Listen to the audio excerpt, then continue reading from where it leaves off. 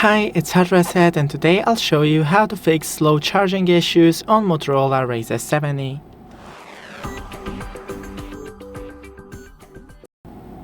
So first go into the settings, then battery, and enable slow charging notification so you will know when your phone is charging very slow.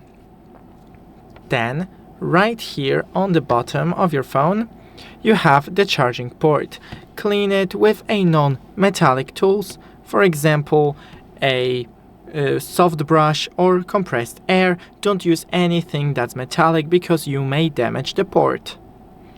Then test with another fast charger or an outlet or just another charger. And that's pretty much it. You can also just try restarting your phone.